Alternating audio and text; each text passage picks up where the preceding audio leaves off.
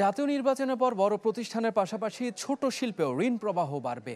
SME পণ্য মেলার উদ্বোধনী অনুষ্ঠানে এই মন্তব্য করেন ব্যাংক নির্বাহীদের সংগঠন এবিবির সভাপতি মাসরুর আরিফিন।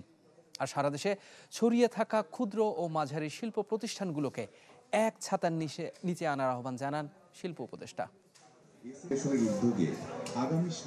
দেশে বর্তমানে 1,18,00,000 ক্ষুদ্র ও মাঝারি শিল্প উদ্যোক্তার সাথে জড়িত 3,60,00,000 মানুষের কর্মসংস্থান।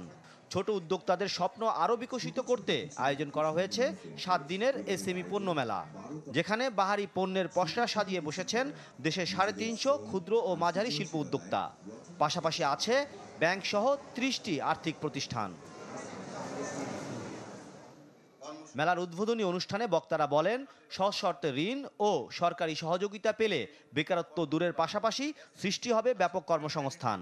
এ সময় ব্যাংক নির্বাহীদের সংগঠন এবিবির সভাপতি বলেন, ব্যাংকগুলোর কাছে অতিরিক্ত তারল্য আছে। নির্বাচনের পর যা ক্ষুদ্র ও বড় উদ্যোক্তাদের ঋণ বিতরণে সহায়ক হবে। আমি আশা করি যে নির্বাচনের পরপরই আবার একটা বৃহৎ শিল্প খাতে বিশাল একটা জোয়ার আসবে।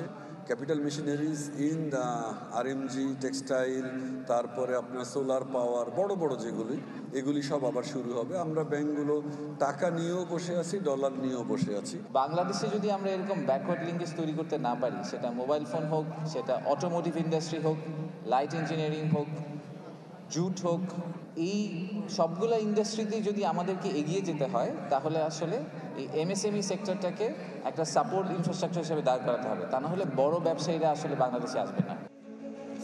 5 বছরের মধ্যে জিডিপিতে ক্ষুদ্র ও মাঝারি শিল্পের অবদান 30 থেকে বাড়িয়ে 35% নেয়ার তাগিদ দেন আলোচকরা। আর সারা দেশে ছড়িয়ে থাকা ক্ষুদ্র ও মাঝারি শিল্প প্রতিষ্ঠানগুলোকে এক ছাতার নিচে আসার আহ্বান জানান শিল্প উপদেষ্টা।